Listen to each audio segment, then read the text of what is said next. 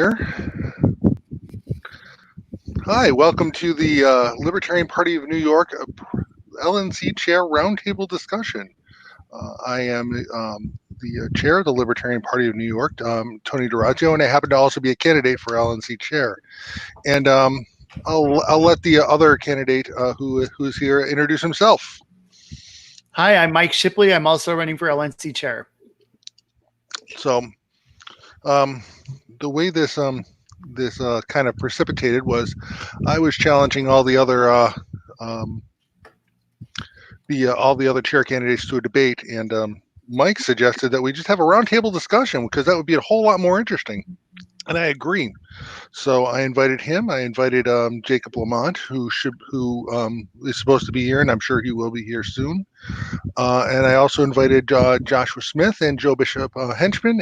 Neither one of those two responded to my inquiry. So it's going to be Mike and I talking for a while, which will be a good time.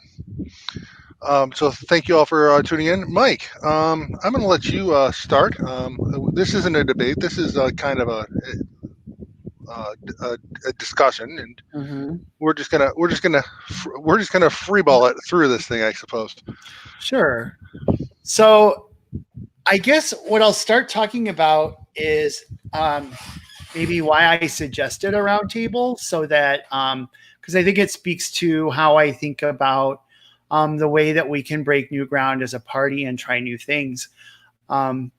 And this is something I've observed even watching, when our candidates do get to be included in debates with the old parties for races that they're in.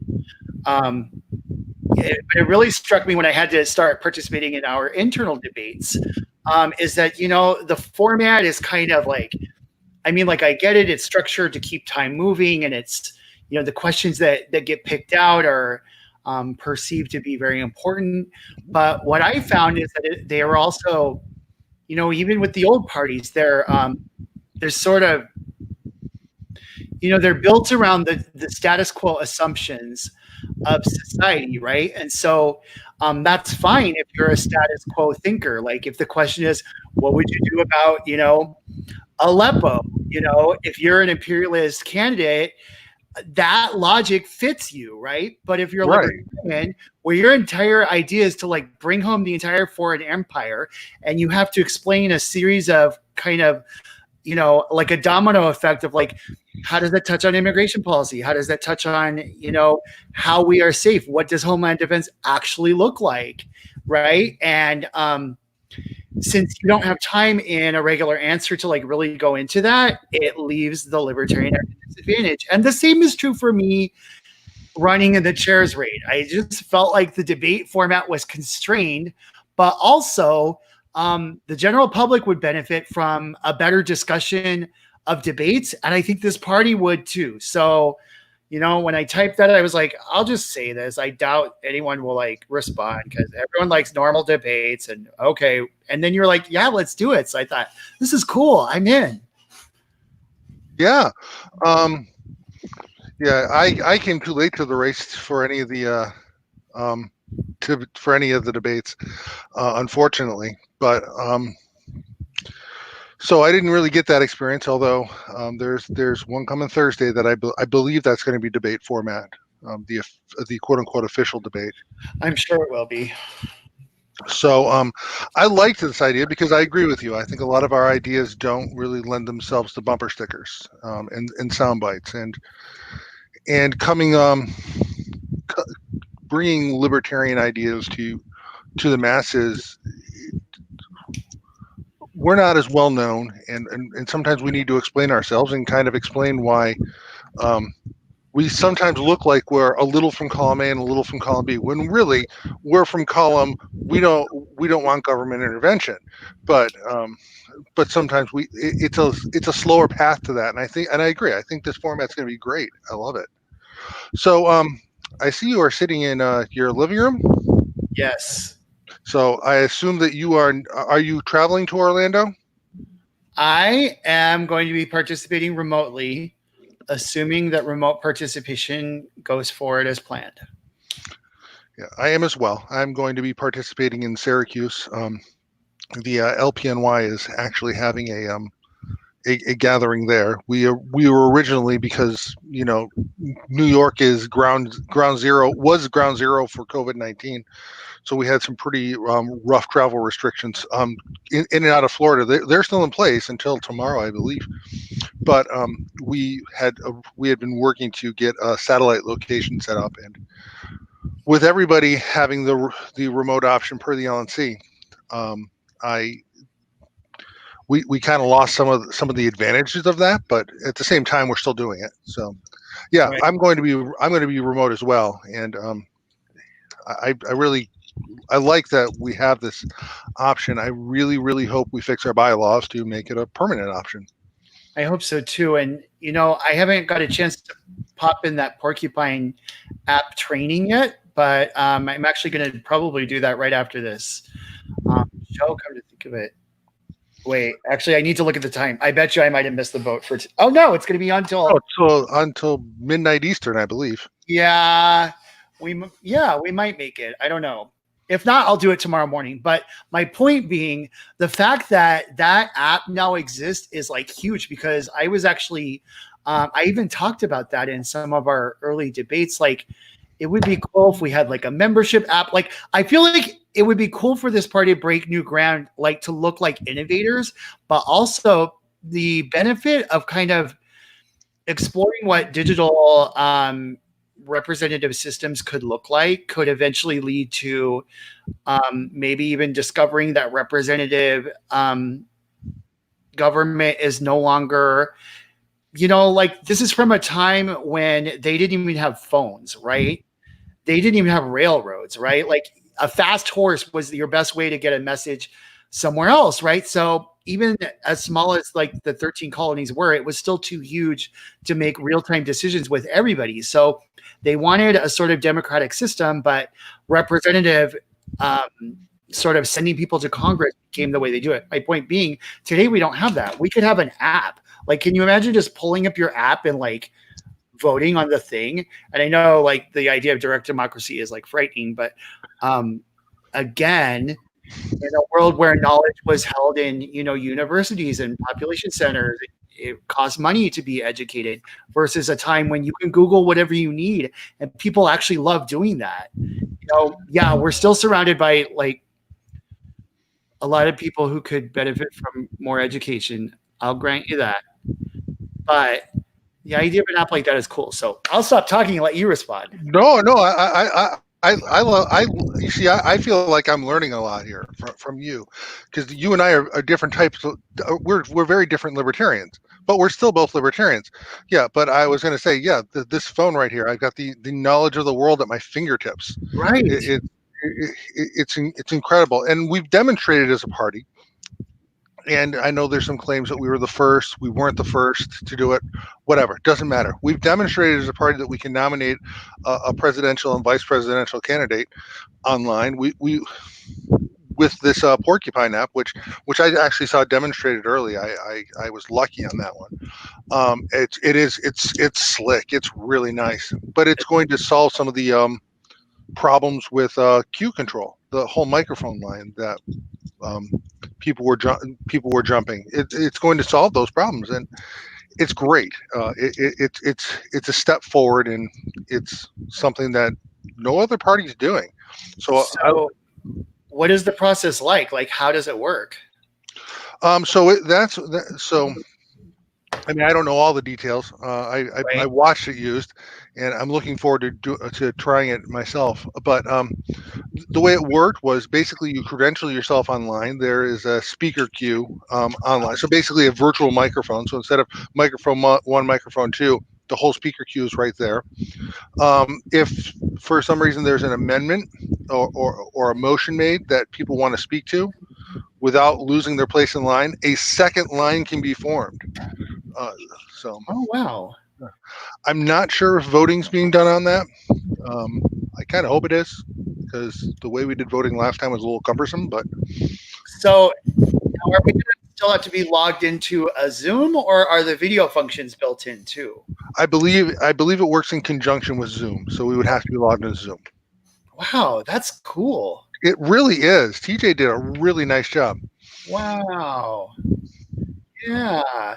So yeah, hopefully we can get a bylaws change to make it possible. And one thing I hope that like maybe people take away from this, I know there's resistance to the idea, and I think there's some wisdom to the idea that we have networking benefits from being together physically. Like conventions are still fun, right? So Oh there's yeah. a trade-off with digital participation, but there's all these freedom festivals that happen.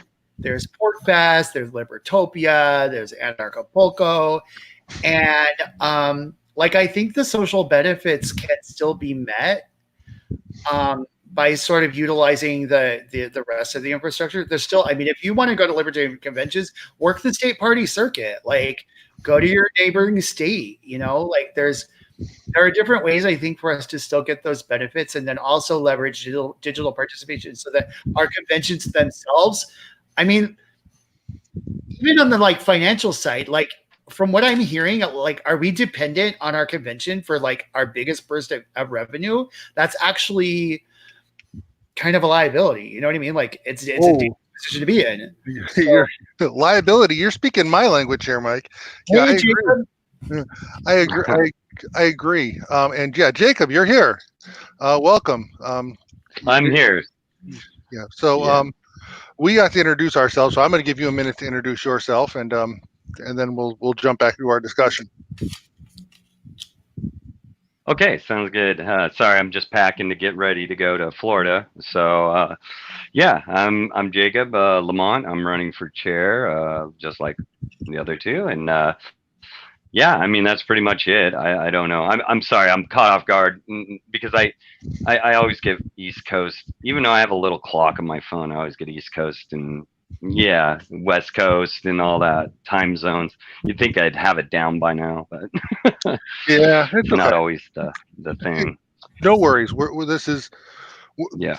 I was kind of informally among people calling this an anti-debate or an undebate, and nobody liked that name, so I called it a roundtable discussion.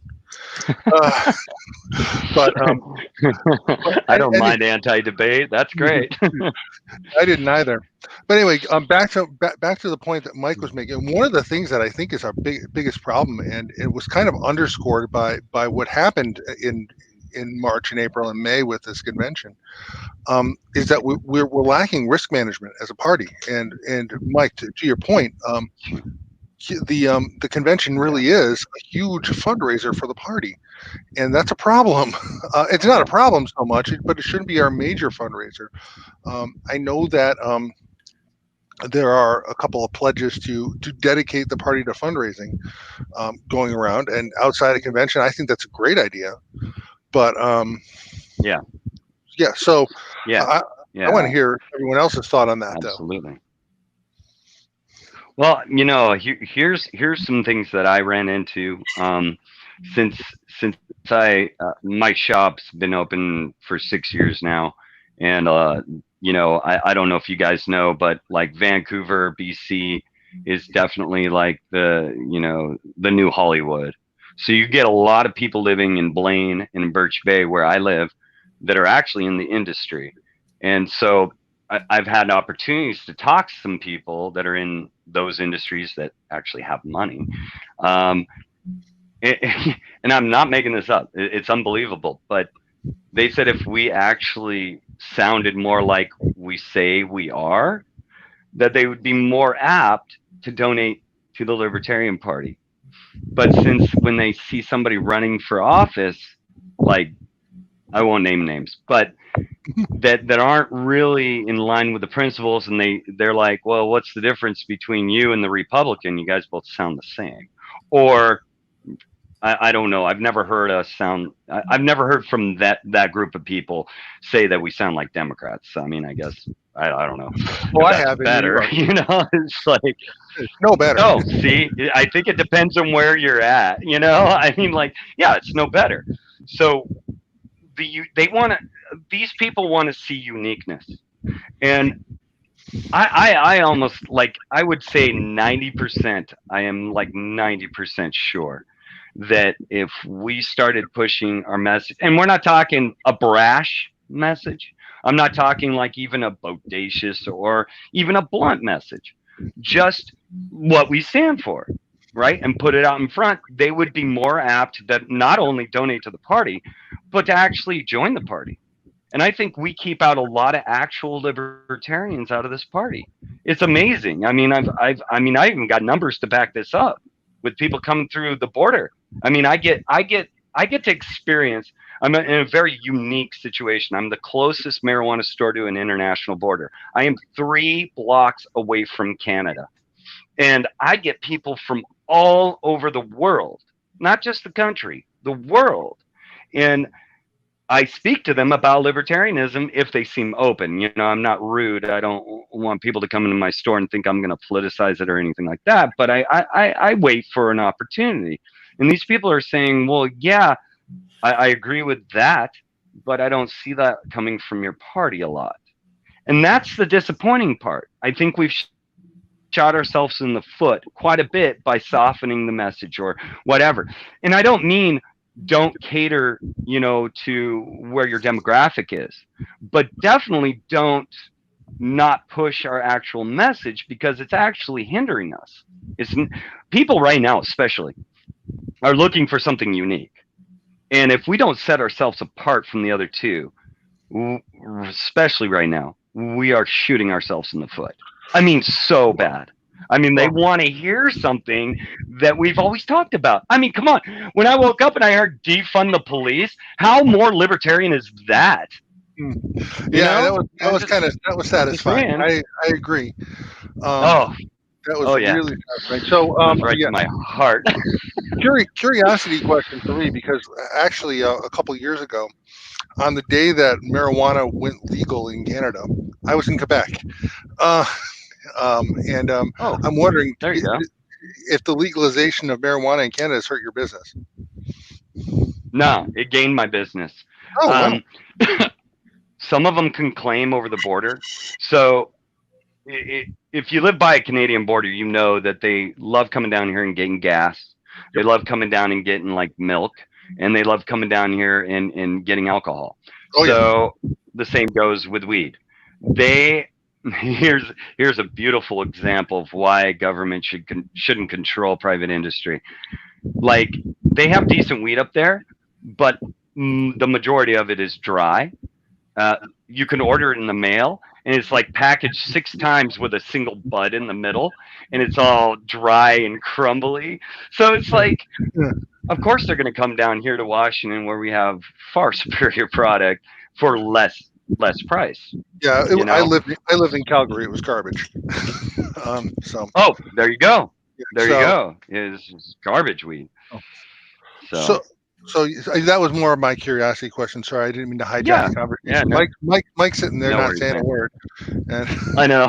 That's okay. Hi, Mike. Hi. No, we doing, got to talk before you had got on, so I was just kind of patiently giving you your moment. Oh, thanks.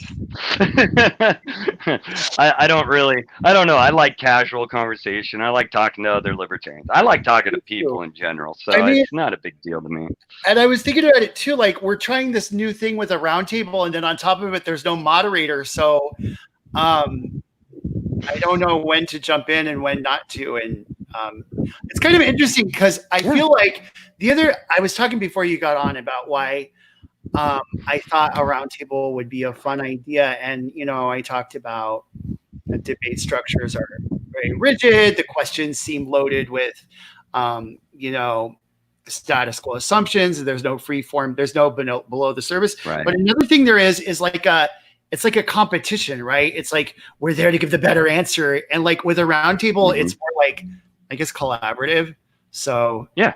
I like the vibe of not being here to defeat everybody, but just to like talk about what I think, we all think would be best for the party. I agree. I have, I never was really big into, come on now. I grew up a punk rocker.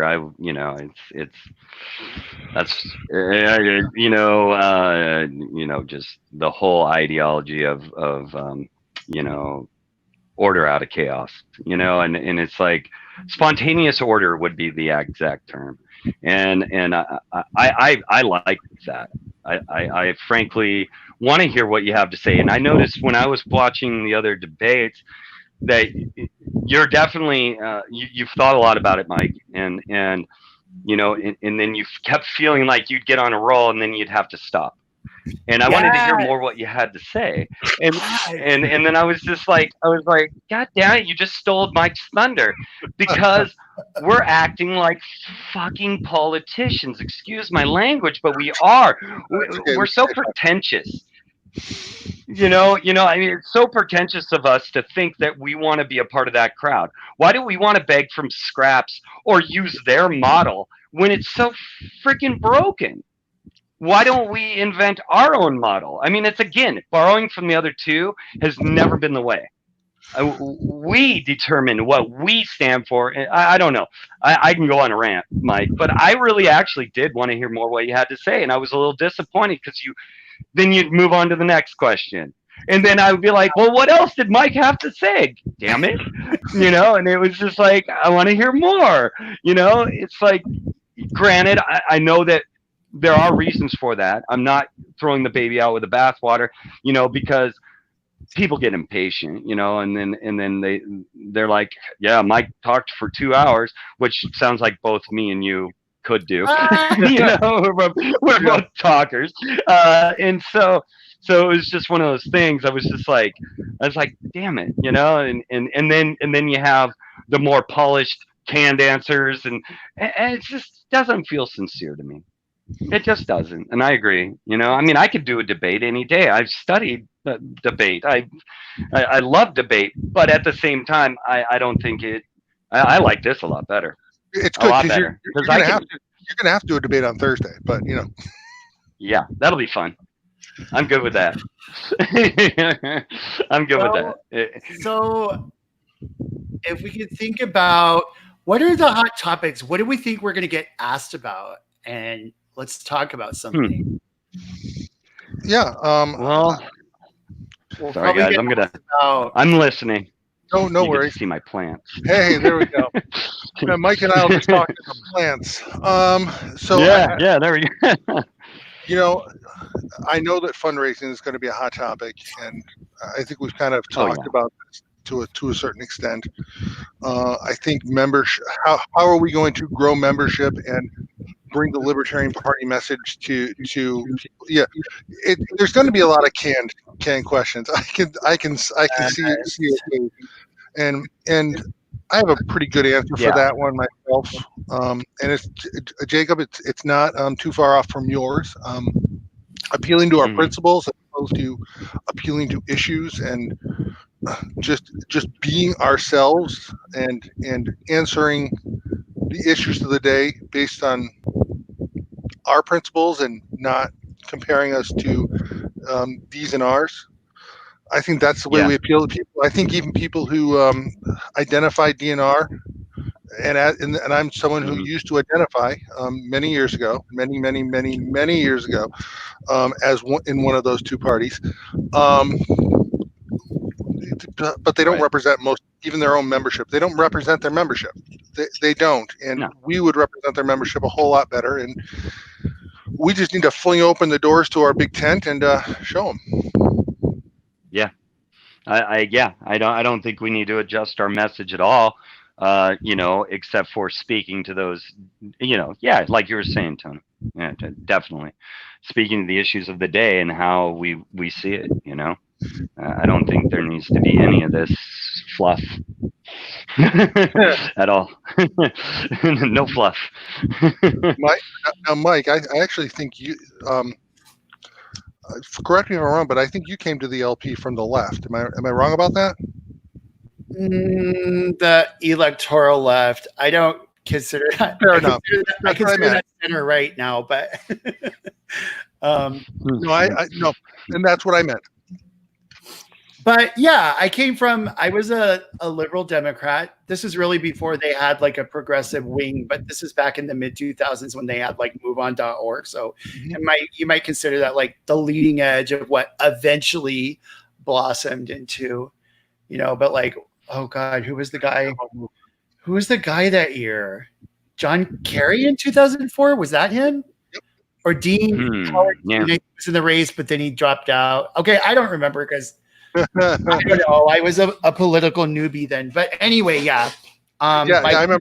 Next, I was like, these people are full of crap. They're lying to us. Like, it doesn't take long to wake up in the internet. You know, you go from being a newbie to like, you know, it's just, at least it didn't for me, and it seems like for other people too. Like, what was it? Just like 2 years ago, we were like, it was Tumblr, and like, if you said the wrong word, you got canceled. And like, to some degree, cancel culture is still around. But like, honestly, most of that movement has like gone past it and realized that that's mostly like performative wokeness that people trying to snatch social capital out of canceling people first.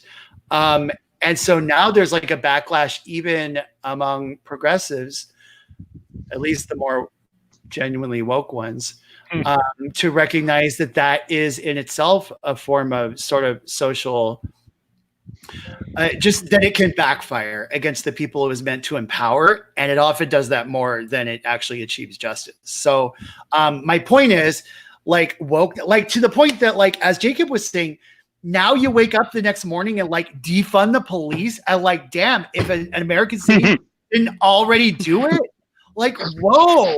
Yes. Yeah. A couple American cities did, and it's working out great. Wow. They have private security. New Jersey comes to mind. There was a story on Al Jazeera that Al Jazeera English or whatever they're calling it these days, and I know there's some people who are cringing. Oh, you watch Al Jazeera? Yeah, sometimes I do.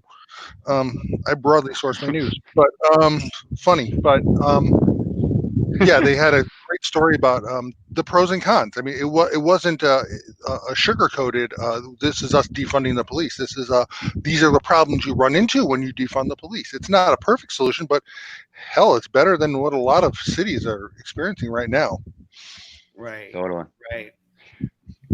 And what was that? Did you guys hear about that other town that defunded the police, but they got private security in there, and then everybody got a tax break, and they haven't had any crime? I think it was a town down in Georgia, but I mean, I don't remember exactly. It was some years ago, but they did. They totally got rid of their police, and then all of a sudden they replaced it with security, and then all of a sudden everybody felt good. The security worked directly for the people, and and they weren't paying as much for the security because they got the lowest bid.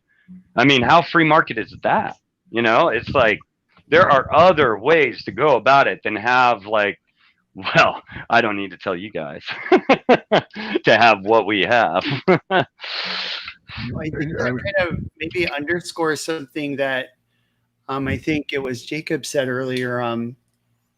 Just like not hiding what we think, right? Because I think having been more visible on like abolishing the cops, and like I don't think it was that long ago that that would have been considered like, oh, don't say that out loud, you're going to embarrass us in front of the centrists, you know what I mean? And like here it is, now it's a mainstream issue, and we kind of missed the boat on it, on having I know a little. I think we've at least inserted ourselves into the conversation pretty well here. But no, I agree. We should have been leading it, not following. I completely agree with you on that. Yeah. Yeah. So, Tony, how is it? I know that you're in New York. I don't know what city you're in, and I'm just going by instinct. I don't know a ton about New York politics, but I feel like New York City might be a place where the police unions have a lot of power. How is that? How is that kind of unfolding on the ground there? So you're right. I'm in Rochester, which is about 6 hours from New York City, and it's kind of a weird state. We've been in presidential years, and frankly, for almost every gubernatorial race, with one exception, the Democrat carries it every year. since like 1984. Mondale was the last Democrat to lose the state in a presidential race. In New York City, their police union is very strong, and what? And this month, there have been. I mean, they were already feeling some of the pressure of brutality. They were already getting some of the some press in a few cases. Even the governor Cuomo, God help me for mentioning him in a positive light, but I call it like I see it. This was one good thing he did. He highlighted the police brutality that was happening in New York City, and there's not a lot happening there, or at least there wasn't from a union standpoint, because the police union is very strong, and it's similar in Rochester. Now, most of the rest of the state is a red state. Now, Rochester isn't. It's actually a blue kind of the county that we're in is kind of a blue hole in the western part of the state.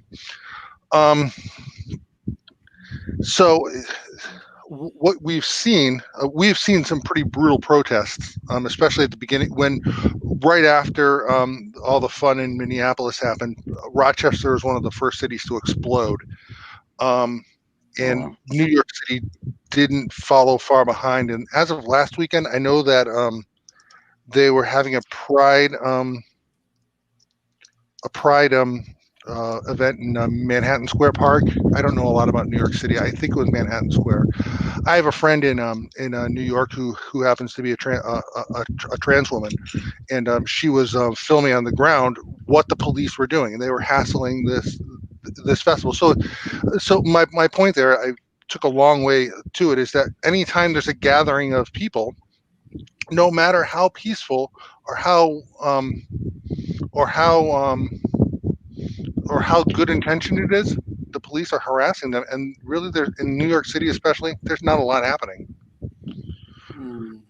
Except for citizens are now pulling out their phones and recording, which is wonderful, and kind of shining a light on that. And I think, as a kid, you were told, "Oh, find the people in blue, find the people in the uniforms; they're going to help you." And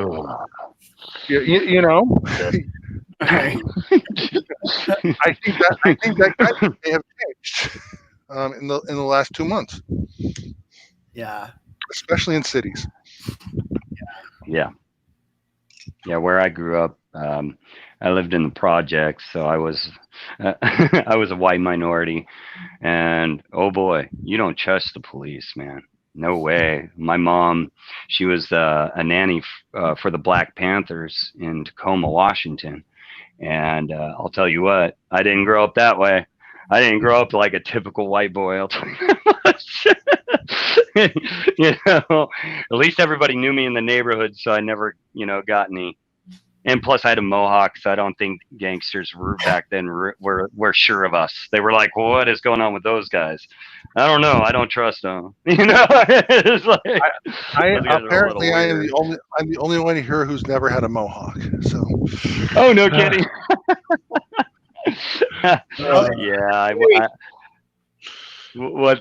Oh yeah, it's never too late. Yeah, might as well experience it once. Yeah, maybe sometime. It's free. Maybe one of these days. Maybe one of these days. All right.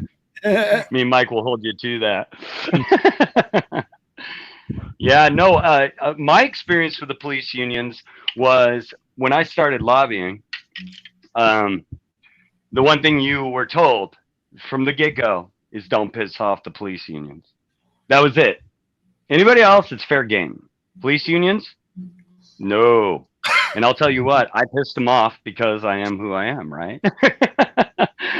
And they went after me. It was pretty bad. It was, yeah. They have a lot of power, evidently, not only in New York, but here in Washington State, too. A lot of power. A lot of power. Which is really grody. Gross. So I wonder if a question, I guess we don't normally get asked specifically about current events because we're not really running for political, but I wonder, I feel like I have gotten asked about COVID before. Mike, I'm wondering, just thinking forward to the debate, I wonder if we'll get asked, how would you message this, or how would you message that, or how do you think the party should respond to that? As you guys have been talking, I've just been thinking about, like, that's such an interesting question to unpack, because like, if there weren't, let's see, so this is from left libertarian theory, but like, if the state wasn't involved in union organizing, which some of those early 20th century bills like the National Labor Review Board and all of these things that subverted union organizing, like if the state was out of all those, we would have actual free market unions, right? So, and especially in working class populations, even though the unions are now, a lot of them are kind of like quasi-state entities like corporations, there's still sort of, you know, it's better than nothing, I suppose. But when you have state unions, like state employee unions, like the teachers union or the police union, suddenly you have like an extra layer of, it's almost like the private prisons, right? Because the state's controlling supply and demand for those services. And it has control over like who writes the contract, and then who fills the quota, and then who, you know, puts the bodies in the prison. It's just like the state union, who, you know, there's state employees. And anyway, how does the party step into that role and talk about, and I'm just thinking out loud, I don't have a clear answer. Considering that in some cities like New York, maybe where you've had, or like Chicago, and I'm just going off stereotypical cities where there are political machines that like are historically famous for being especially corrupt, that is probably a hornet's nest for the people on the ground. I can tell you, as a former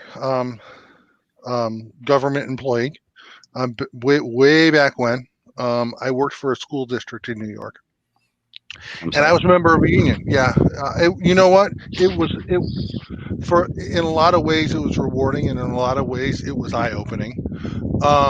It's one of the reasons why I'm a libertarian still. I can only imagine. That was my early days. I had just kind of discovered libertarianism, and kind of was still, you know, learning the philosophy.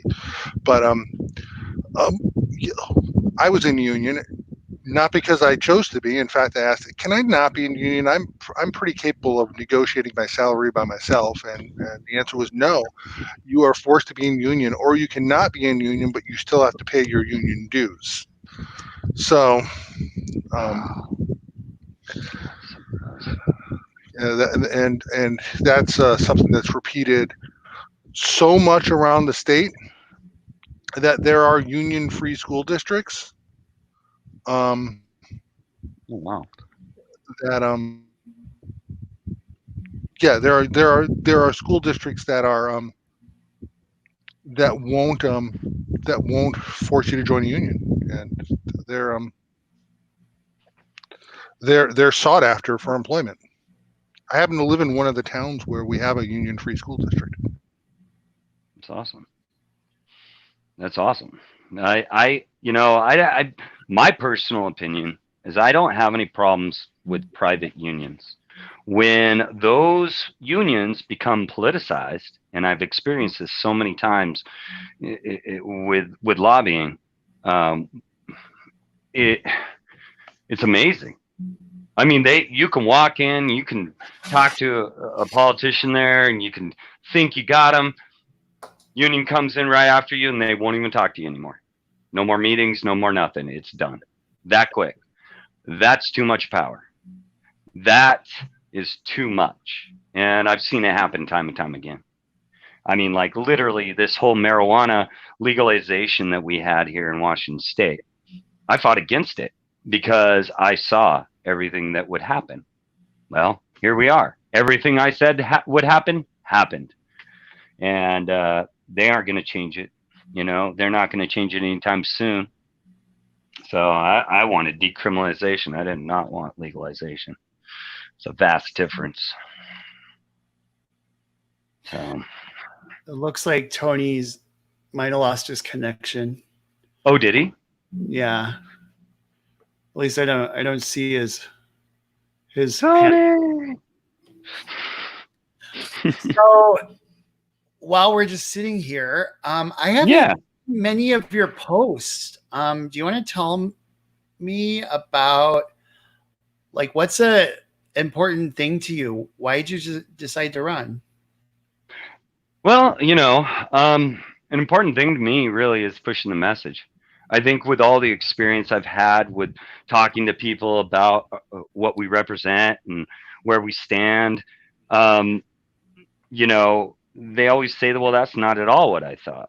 Well, who does that, who does that fall under? Well, obviously, the state parties, but also national. And if we don't push the message of actual being libertarian and what that represents, how is anybody supposed to know what we represent? And how are we going to attract those people that are like-minded and a huge demographic that is non-voting because they're fed up, right? So how do you, I don't give a crap.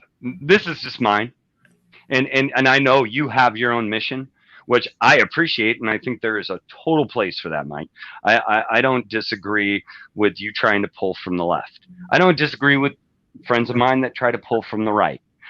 But I also know from my experience after all these years that it's a lot harder to get one Democrat or one Republican or one left, right, whatever, to come in than it is a non-voter. I can probably turn 5 non-voters libertarian in about half of the time that I can to convince a Republican or a Democrat to come to our party. Oh yeah, they're already, I totally agree with that.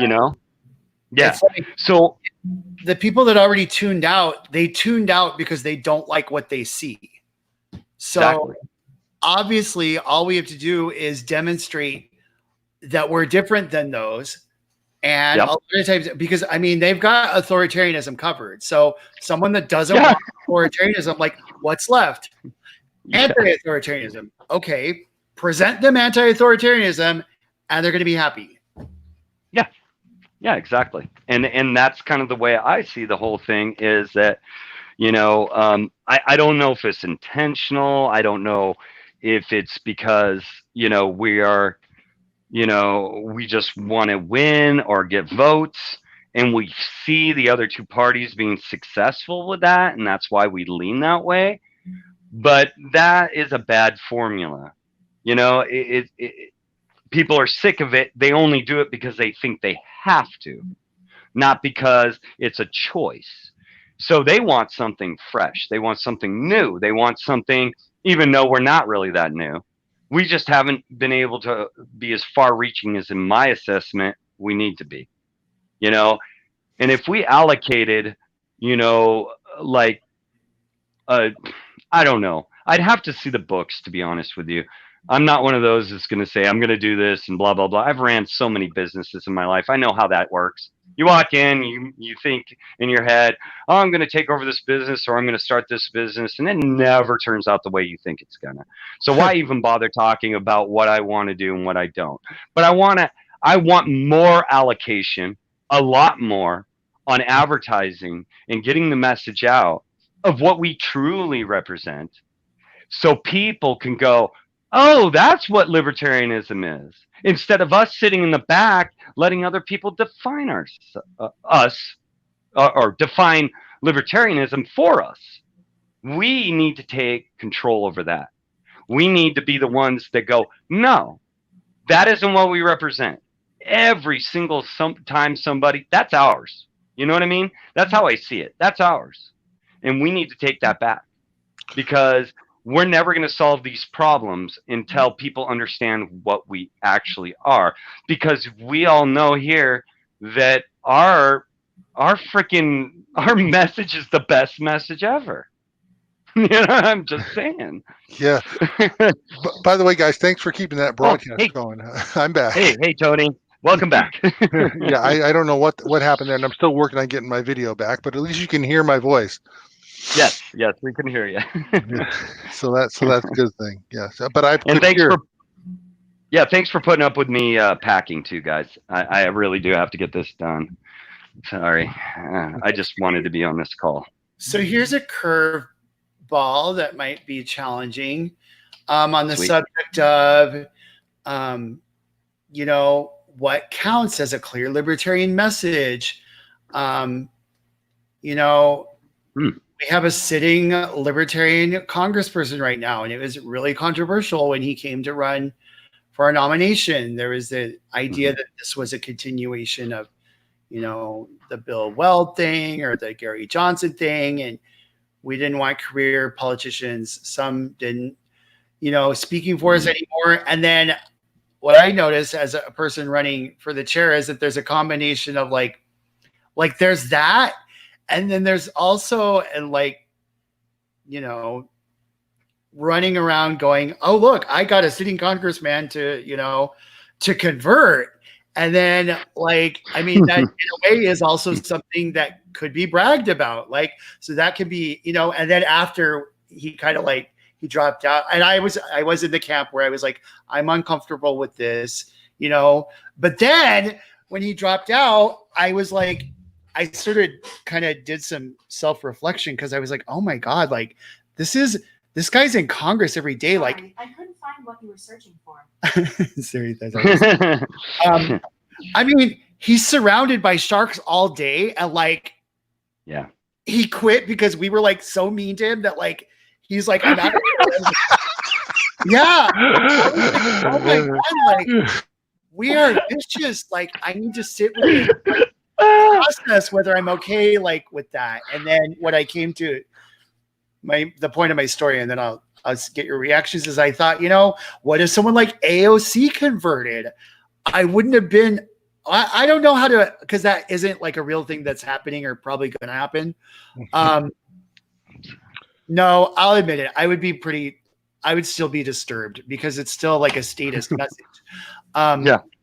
But I might not have been as mean. But my point is, I think there's a balance there, because, I'll just confess it. When I see that there's a libertarian vote in Congress, a little teeny part of me gets proud of that. And I notice I'm starting to share his tweets in a way that I don't feel as bad about it as I did before. Right. So how do you all think about that? See, I've got a guy in my county party who's a lot like you, he was on New York State chair for a while.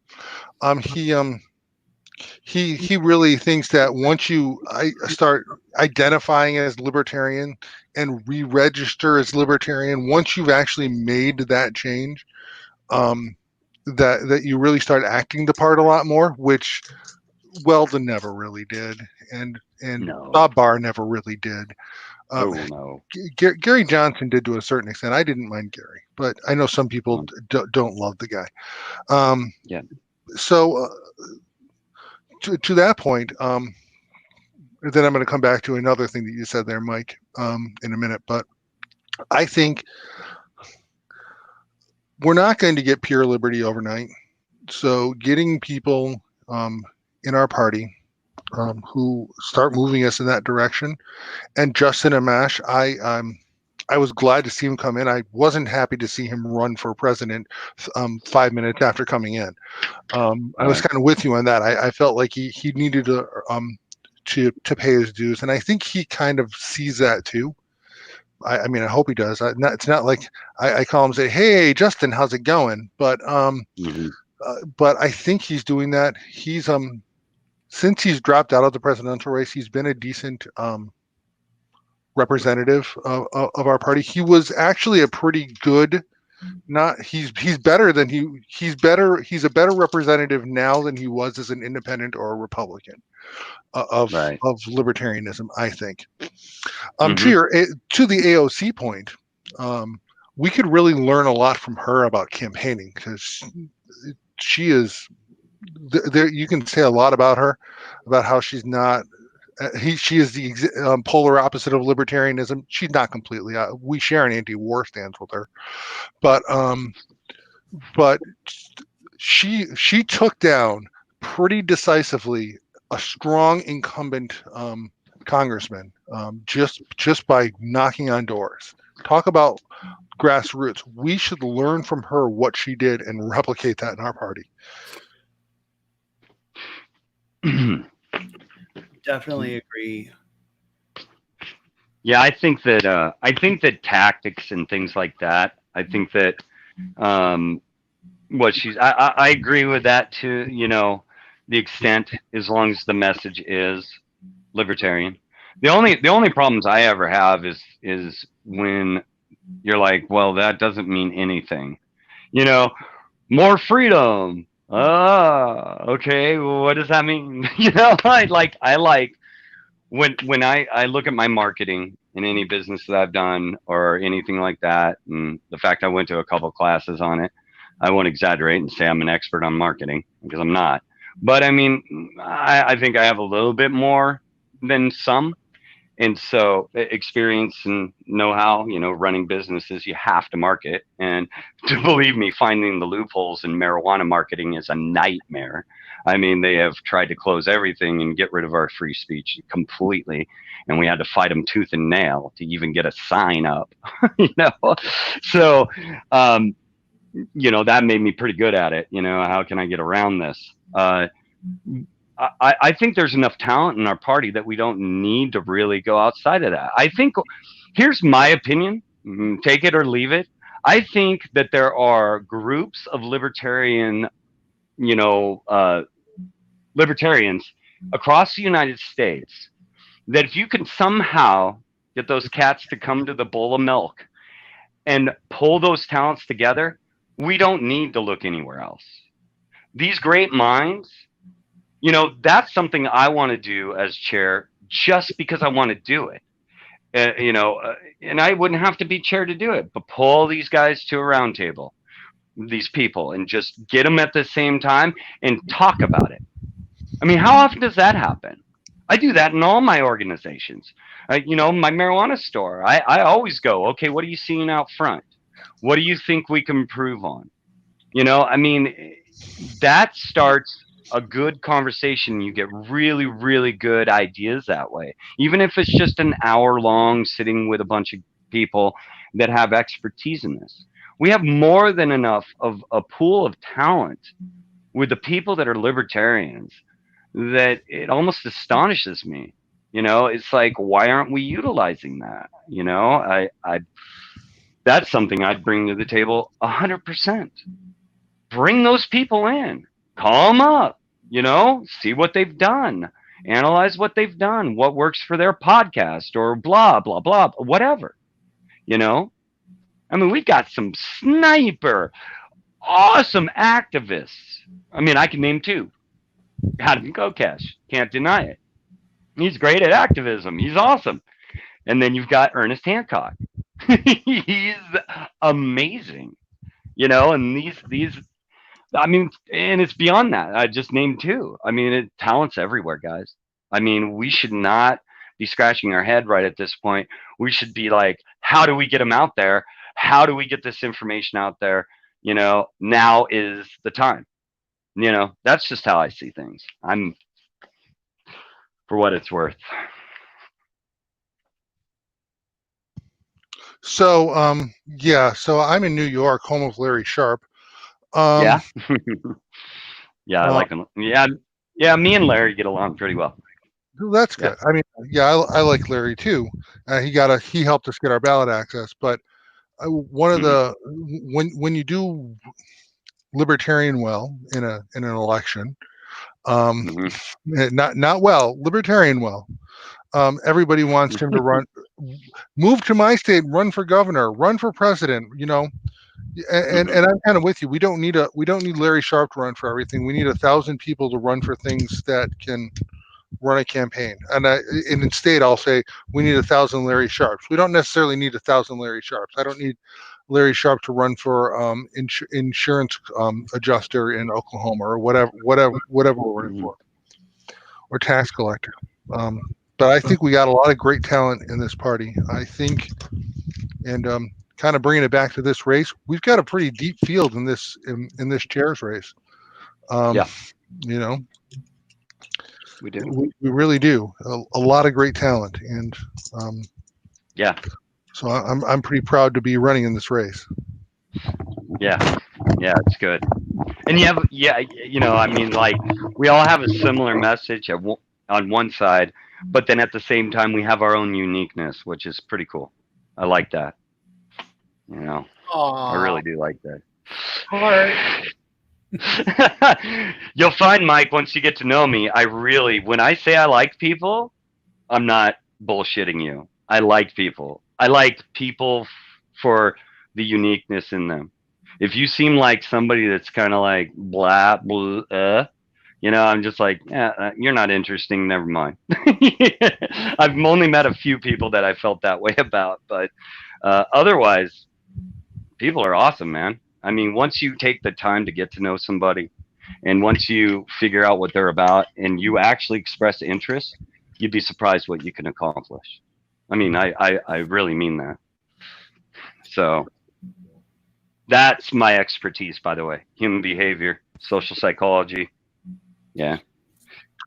Boogaloo. Oh, Cool. sorry. I really feel like that that's something that I think about a lot with this idea that of like either getting a new chance to make a like an impression with the voter, or just I've heard both of you talk about on this show, sort of changing the, I don't think this was the language I heard, but it's close enough. Like changing the misconceptions that people have, or making sure that people understand what we do think is that human element. Like the reason to want to care about someone's individual freedom isn't because, I mean, I guess it is for some, the social Darwinist narrative. Obviously it resonated with somebody because it was like the whole thing for a while. But like for most, at least party members that I've met, or a good chunk, it's like what you just said, because they love people and they actually want them to flourish. And like,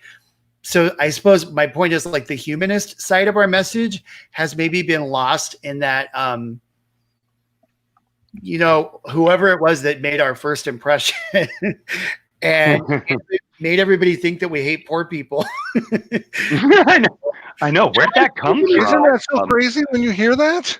It is, and I don't want to make anybody feel bad who like I don't get me wrong, like I like the social Darwinist aspect of the narrative, like it makes me want to vomit for real. But also when a person's like trying to articulate that, I get where they're coming from. They're just trying to express why we should not like rely on a welfare state, right?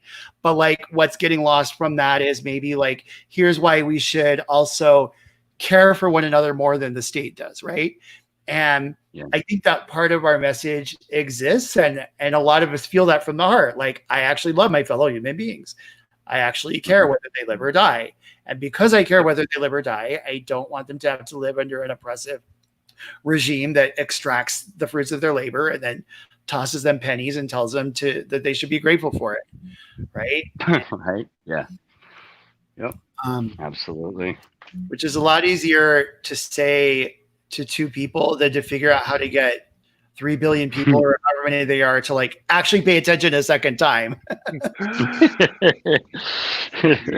I think we all know that it's a slow and painful process, and I've been effective in communicating this one person at a time. I think we're really good at the one-on-one outreach. It's where I think we have some growth to do, and I'm not necessarily saying that.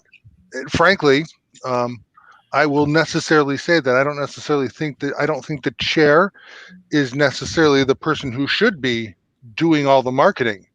I don't think the chair is the chair is the person responsible for the day-to-day business. You know, making sure that the lights stay on, that HR and IT are tended to, you know, the boring stuff that nobody talks about. And one of the things that our current chair has done, and for better or worse, I think there's good and bad things that we've gotten out of it. It's gone on MSNBC and become a talking head. He's on MSNBC once every couple of weeks, which is wonderful for him. But I don't necessarily think that we've got so many candidates who are begging for that media, who could use it a whole lot more. And I think that's been absolutely. We've kind of misdirected our marketing here a little bit. I think, and we've misdirected our PR. We're not using these opportunities for the betterment of the whole party. I would love to see some of our congressional candidates get on MSNBC or Right. God forbid, Fox News, or these big media outlets. We're running a lot of competitive races around the country, and some of them are kind of big. And Justin will get media, at least in Michigan, and probably some of the national media. But the rest of our congressional candidates, the Victoria Alexanders of the world, aren't going to get the media. She's a congressional candidate in New York.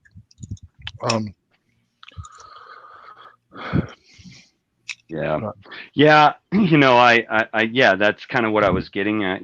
I wasn't saying the chair should do all. No, I was talking about allocating more of those funds, however that works out, but I do think there's a couple places that I do think the chair fits in there. Like, for example, we just had this weird Boogaloo thing come out, right? One of the guys that claimed to be Boogaloo threw a pipe bomb, killed a cop, and injured another, right? And they started calling Boogaloo's ultra libertarian after that, right? And it's like, well, that's kind of he just hurt two cops. I don't care if they're cops; they're human beings. Well, is that a violation? Yeah, it is, unless they pulled a gun on him.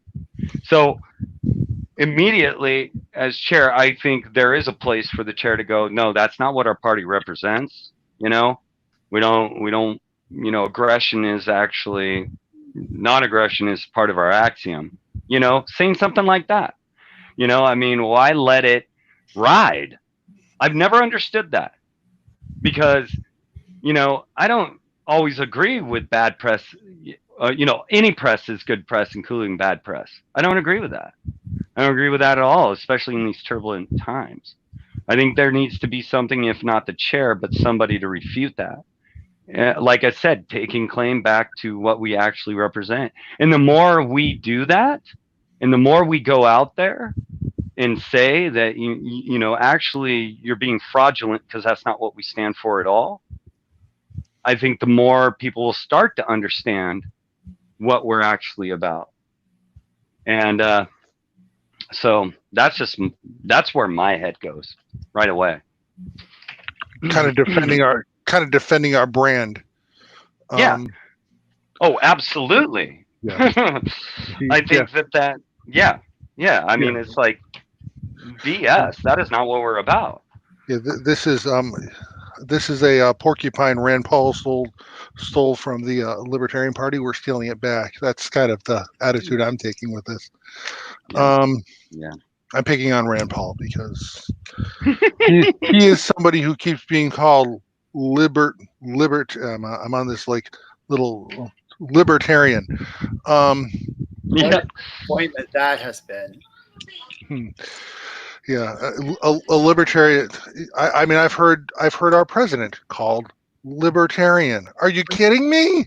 Right? Are you kidding me? How? Oh my God! Just set me on fire now, please. Just now, set me on fire. I don't even care anymore. I would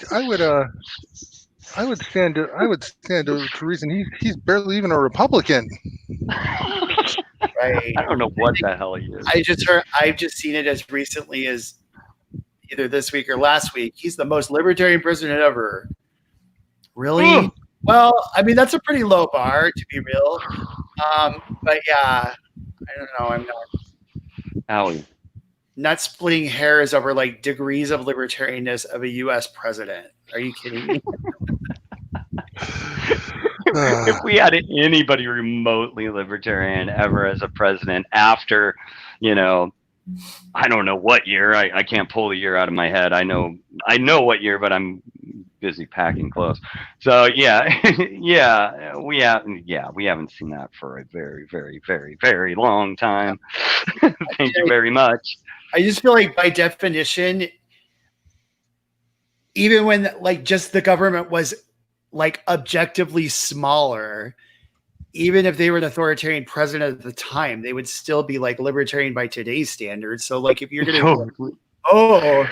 you know, the most libertarian president ever, and you're talking about like, you know, even George Washington putting down this whiskey rebellion. Like, oh, okay, yeah, I really want to claim that. Yeah, no. Yeah, right. Totally. Totally. No thanks. That's Rand Paul. Oh my God, I hate Rand Paul. Sorry, did I say that out loud? I said it out loud. Sorry, guys. And watching the viewers go. No, I'm just kidding. Can't stand that guy. He's done more damage to our party, I swear to God. So, Isn't Rand Paul libertarian? How many times have I heard that? Oh, like Rand Paul? Ah, just don't say that again, please. I will say, and I'm about to say something very controversial, and those who are somewhat close to me are going to have heard it before, and then I'll explain why I say it. I'm not a fan of Ron Paul. I'm not a fan of Dad either, for a few reasons. First of all, I mean, he was a libertarian and he abandoned us to get elected. He was great for us in the late 80s and early 90s until he left, and he almost killed us in the 90s. We had some rough times before Harry Brown stepped up. Harry Brown was the guy who brought me to the party, not Ron Paul. But we had some lean years there, and since he's kind of retired from politics, he's kind of swung back more to libertarianism, and I've taken a little bit of a softer stance on him. But I don't. So I kind of want to hear what you guys think about. I know a lot of especially newer members of the party were brought in by Ron Paul, which I appreciate. I love that we've grown because of this guy that. I don't necessarily agree with everything that comes out of his mouth, but I kind of want to hear your thoughts on this. I know this is controversial in the Libertarian Party, at best. No, well, I'm fully out of the closet as a non-Ron Paul fan, but I think what gets lost in that is that he was part of my libertarian awakening. I was part of the Ron Paul Revolution in 2008. I was actually at the workshop where Ernie Hancock, it wasn't the first revolution sign that was ever made with a spray paint, because Ernie had done his own like prototypes, but like I was there at the first like open meeting where he invited a bunch of activists and showed us what he was going to do with spray painting these signs. Like I witnessed those early signs. I helped make some of them. I helped hang them up on freeways. I helped, like, you know, we popularized that. And not that I'm trying to be like, I was there, so I'm allowed to just hate him. Like, that's not. I think what I'm telling you, I think sort of the Mises Caucus has this larger than life like idea of why to hate me, or like that I just like hate everybody who's right wing or call them all racist, and like this is not true. If you pay attention, like one of the influences I still carry from him is using Austrian language to talk about markets. So like the vocabulary, at least, that I learned from Ron Paul when I talk about trade and like why it's beneficial, there are really good reasons to make sure that even if you're advocating a gift economy, as people farther to my left do, still making sure that like the idea that humans trade for a reason because it comes natural to us, and trade benefits both people, and you know what I mean? Like that influence is still with me, and Ron Paul gave that to me. So with all that said, is he probably he needs to, if he can't figure out how to stop his staff from posting racist tweets in his name, then he should take the keys to his own Twitter and do it himself. So maybe there's that would be a good way to solve that problem if it keeps happening, because it does. There's that too. So I wish he would stop that, or stop identifying as libertarian while doing that, at least. All right. That's my rant. Well, here, let me put it this way. I supported Russell Means when he ran against Ron Paul. So that's just where I'm at. Yeah. Russell, he was a pretty big influence on me back then. I was a rare white person that went to, the reservation when all that stuff was going down. When that firefight happened, Buddy Lamont was the only vet that got shot and killed on the hill. So when all that stuff was going down, so I kind of have deep roots there. Ron, I have to say, he did a lot for our movement, right? I got to give the guy credit. I like a lot of what he has to say. Do I think, but I'm an individualist, right? So I don't believe in, putting anybody on a pedestal. We're all human beings. I'm like, I've been called before an extreme individualist or an extreme, I don't know. I've had all sorts, and I don't accept that label because I'm Jacob. There's only one label I accept, and that's because I politically align with libertarianism. Conformity to me is the most cowardice thing you can have. You're not only speaking out against yourself, being I'm not good enough to really see myself as an individual, and I need to look for answers outside myself, and also, there's no courage in conformity. I honestly think that's the opposite of courage, is conformity. So for me, I don't fall in line with anything. And so I just look at it as Ron's another human being. He's fallible. There's some really, really, really cool stuff about Ron. And then there's some not so cool stuff about Ron. But what I can say is the way he talked about things was very, very impressive. And how he framed his conversation without being unprincipled amazed me. I will give him that. I would probably feel a lot better about Ron if people would stop looking at him like he's Saint Ron. If people would see that he's fallible, because especially on economics, he's got a lot of the right ideas. Yeah. The look on your face when you started talking was priceless. Yeah. No, that's kind of what I'm getting at. I don't.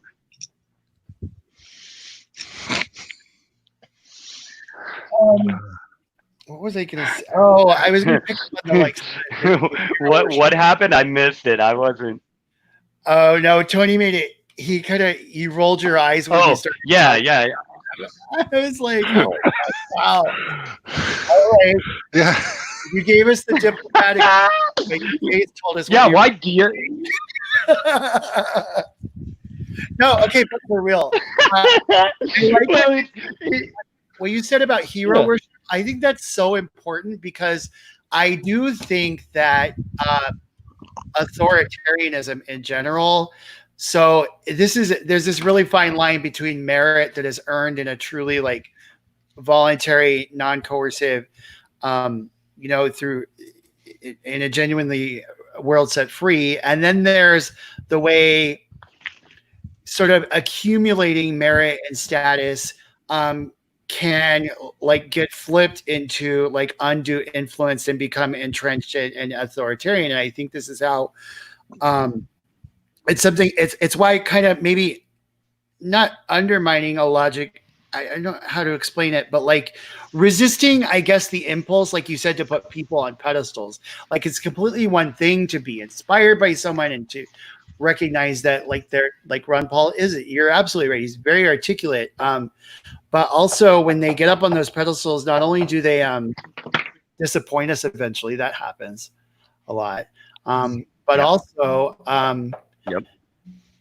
especially within hierarchies, when they become associated with titles to go along with that, and then it's difficult to, I guess, I'm not going to name any names, but we're living through a very popular 3-term chair who is, in my opinion, he's third term Nick is different than first and second term Nick. Oh, I agree. Nick is a huge. Oh, I agree so much. And now we've got kind of like, I don't want to use the term monster because he's a human being, and a piece of me is still really, really inspired by him. But we have someone drunk on power on our hands, maybe. I see him a little differently. I think he's burnt out. Well, there's that too. There's definitely that too. Yeah. And I think he's getting sloppy because of that a little bit. That's what I think it is. I still have a lot of respect for Nick. I really do. Yeah. I'm glad he's not going to be 4-term Nick, because I don't think he could take it. I don't think he could take it. Right. Yeah, right. Go ahead. Sorry. I have a thing, okay? A thing with all this. People that seek power, I am very suspicious of. People that take advantage and see themselves higher up, again, back to the non-conformity and non-authoritarian, no, I'm not about any of that. I look at everybody as an individual. I very rarely have been starstruck. Side note, Henry Rollins, yes, definitely starstruck. I had problems talking to him. We're coming back to that before we're done with this conversation, but continue. Okay, and then Ian McKay, and then Dickie Barrett for Mighty Mighty Boss Stones. I met 3 of those guys. Those are the only times I've been really starstruck, to be honest with you. And Dickie was not super starstruck, so he was just a cool guy. Anyway, I digress. I'm very suspicious of people that seek out power, because power corrupts. And when you have power and influence over other people, isn't that kind of the antithesis of what we're about? It's like, arguably, the Declaration of Independence was probably the most libertarian article I think I still read today. It's like, hey, we're all equal here. Nobody has a right to rule over anyone else. And so when I see these people that are seeking, they get that glimmer in their eye. I don't see that with Tony. I don't see that with me. I don't see that with you, Mike. Honestly, I don't even see that with Joe. So, that makes me leery of them, because shouldn't libertarians be the ones to take the ring and throw it into Mordor? Isn't that aren't we the hobbits? I'm just saying. And I don't care if it's within our structure or outside of our structure. I make no differentiation. I don't care about a shiny badge. I'm going to do what I do. I don't care about a title.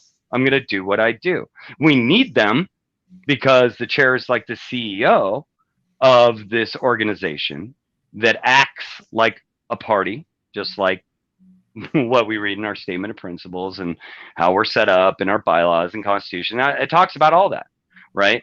And so the way I look at it is, well, yeah, of course, you can't resist that power. At one point, we're all fallible, and that's why I don't agree with police. That's why, everywhere you see the worst part of human beings are when they get power over other human beings. And that is really where I stand. So that's what I see. And everybody's susceptible to it. Just like smoking meth, you're going to be addicted. It goes without saying. We know that. I have an occasional meth habit. I just do it every once in a while. No. Had to go to meth.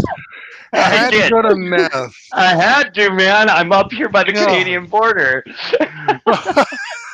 See how much territory we get to cover when we're not constrained by debate questions. Yeah, this is great. Mike, I think you're onto something. I kind of wish Joe and Josh had responded. I wonder how they would have reacted to this format. I don't know. I think they would have. I think they would have been okay. At the end of the day, I think you're right, Jacob. I don't think any of us are in this for power. If we're in the wrong party, right? Yeah. But, I've kind of in a couple of conversations I've had, I've kind of equated us. If you look at the political structure in the United States, you've got the Democrats and Republicans. They're up there, and I'll use sports analogies. And they're like the Yankees and the Red Sox, and we're over here like the Durham Bulls. trying to play in the same game, and it's tough. It's hard for us to compete. It's hard for us to compete in that arena because we're just in a different league right now, and I think we're slowly kind of moving up those ranks. I think we're starting to get attention. I hope we're starting to get attention. I'm hopeful that Joe Jorgensen is going to be a good candidate for us. But it's going to take a long time. So I think if you're seeking power in this party, you're seeking it in the wrong place. And I agree. I wouldn't trust it. Yeah. I don't trust it. I just don't. I don't. And that's when I become the most suspicious. Through my experience, by the way, I just, it's like, wow.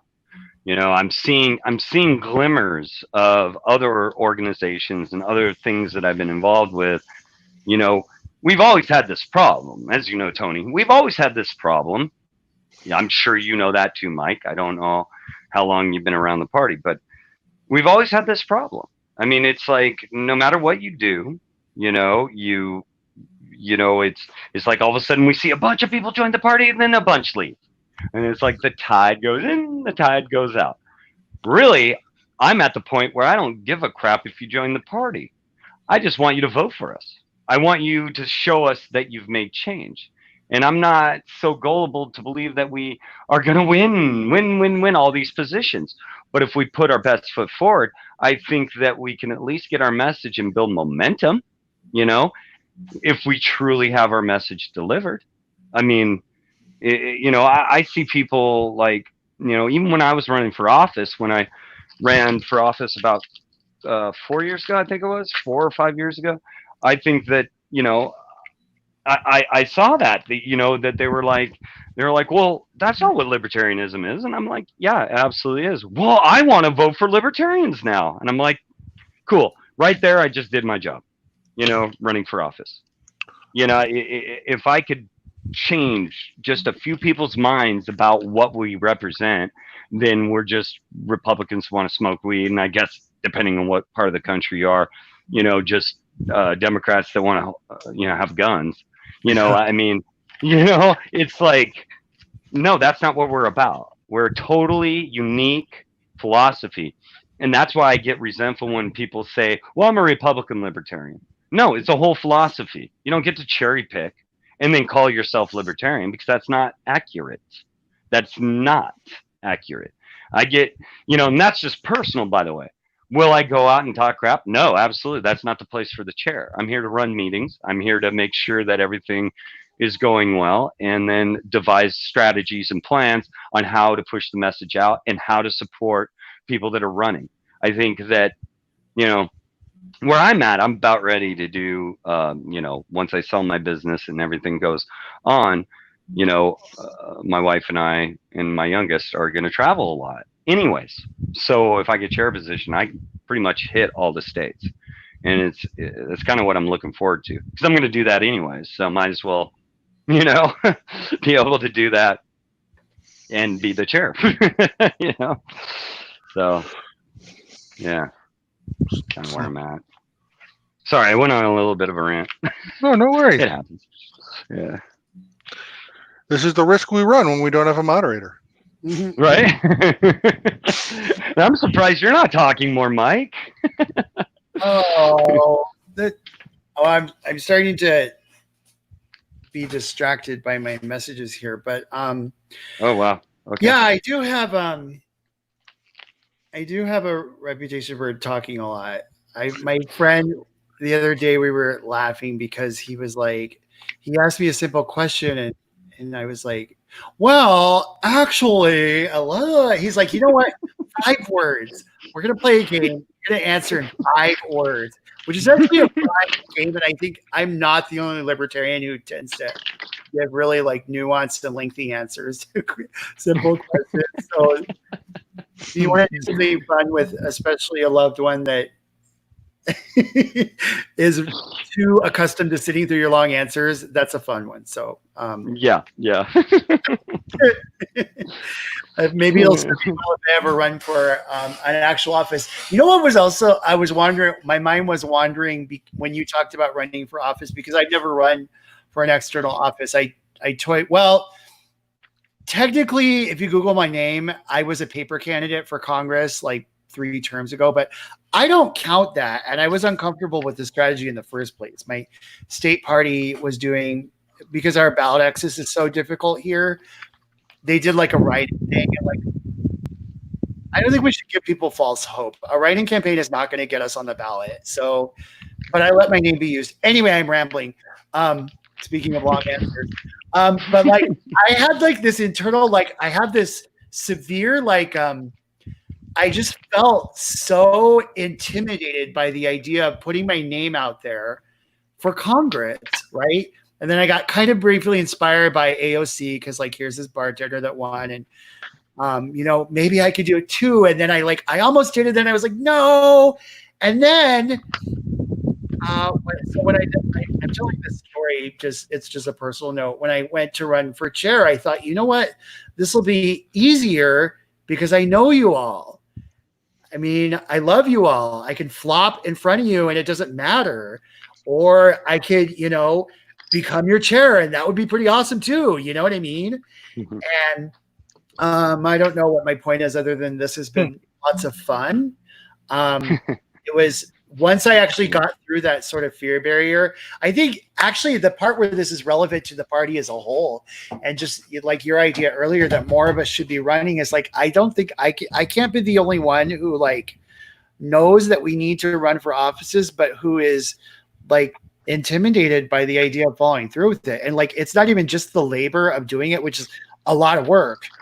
It's also like having to stand in front of people. It's having to be judged by them. It's having to debate people who are slick and polished and well-funded, and having to stand next to them, standing out as the underdog and being in that spotlight. Like there's some, like, if you really like get in your head about it, it's terrifying. So I don't know if I have an answer more than I have like an opportunity to discover a solution together, like give each other those pep talks to like do it.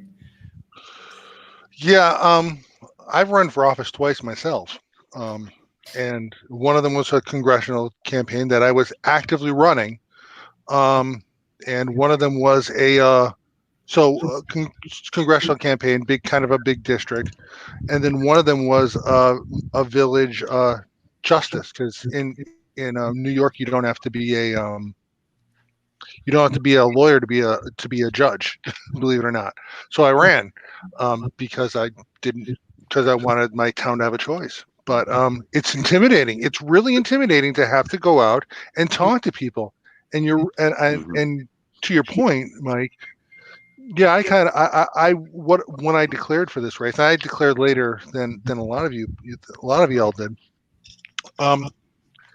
I wasn't expecting the warm hug that I got. It's like, wow, thanks for running, Tony. I wasn't expecting the warm, kind reception, and it has been kind of empowering and kind of encouraging. Right. Cool.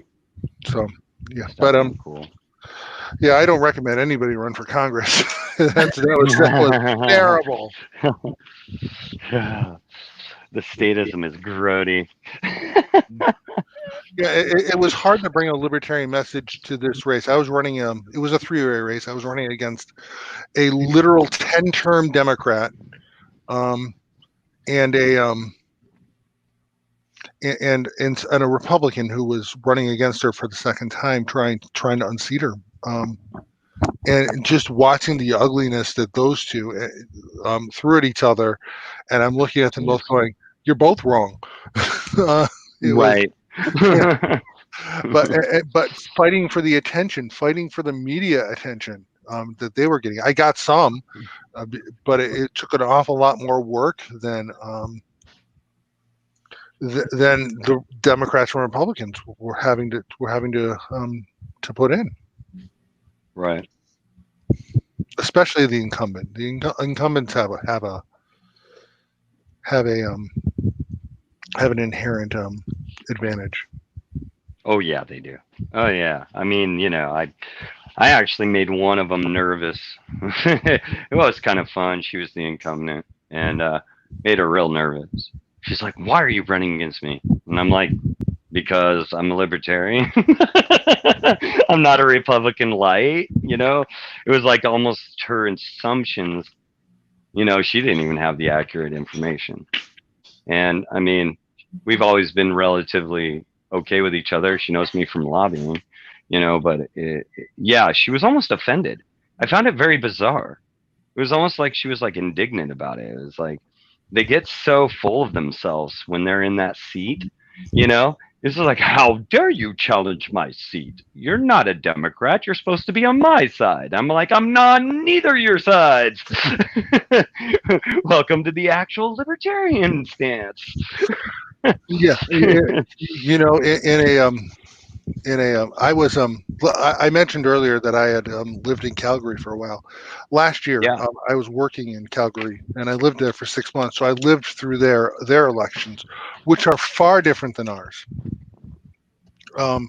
And two things of note are one, that their Libertarian Party there is a lot smaller than ours and a lot less powerful, but they do have a more than two-party system. And it was kind of interesting to watch how that played out. And they choose their leadership a little bit differently. Basically, it's the Speaker of the House. It becomes Prime Minister. But it was interesting to watch how that played out, and watch how there could be four different opinions offered on media. I was a little jealous.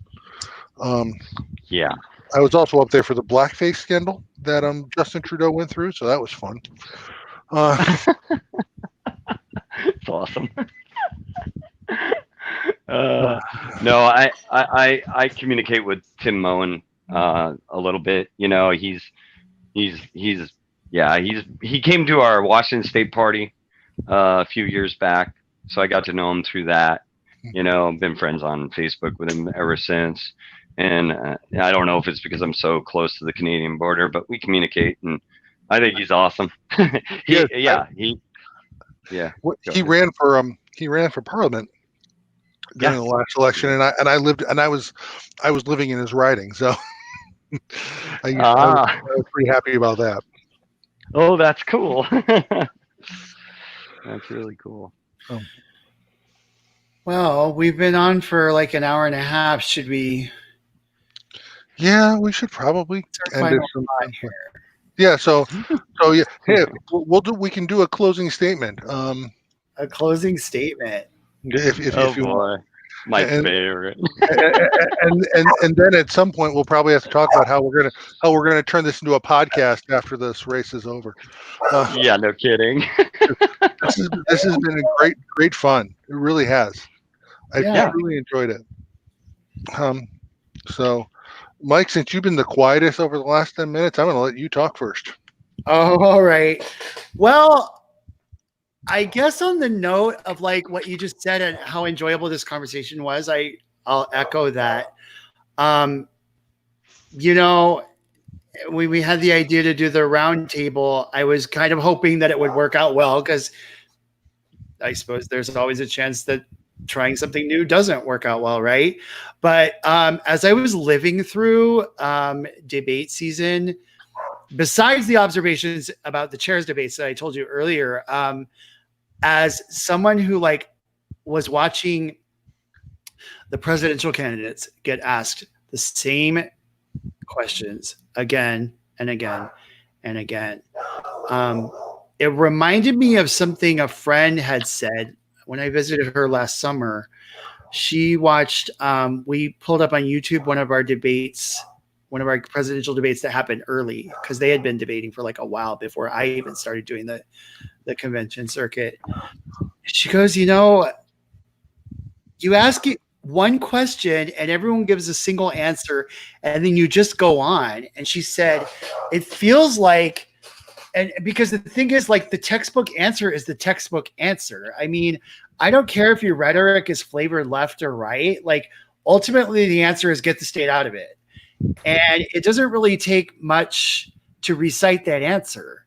So she said, like, what I'm struck by watching these debates is it feels like you're almost